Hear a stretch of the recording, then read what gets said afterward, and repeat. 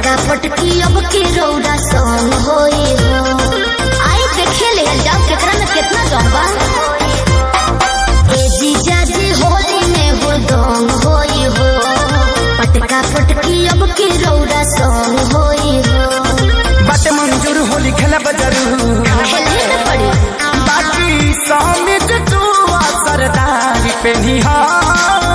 अरे तैयार बनी हो ए साली सलामा बरियार पे निहा। उधर चाहेला चटकार पे निहा।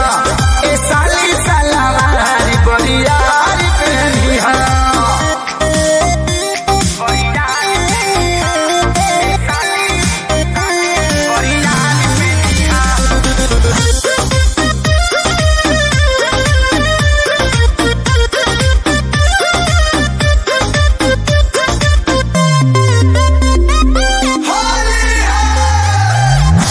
बेकरार बानी हम तो यार बानी ई मत बोझ के रोवे होशियार बानी।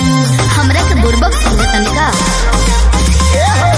आवाज देखल जाओ के करा लगे कितना पावर बा। तोहरा लगे सेलफोन बा तो हमरो लगे टावर बा। चढ़ल बा जरूर नहीं जाए देबे दूर। सुना अंदर बनी आई दो चार पे निहा।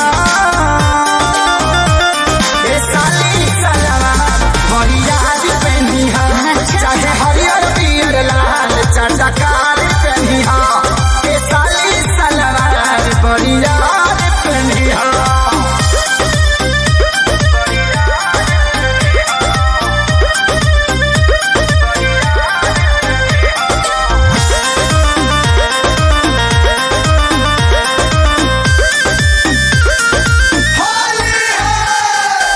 माटी गोबर चहलेना रंग पहले धहलेना अंड बंद काम न होई वादा पहले कहलेना। जनले जीजाजी कहना कानून साली गोइल चूल्हा भाड़। कहे आवा खेला शुरू गोइल जाओ हालियार। समझ हाथी यौरिया ई का करिया जीजा जी खसारी ना बेकार पे निहा।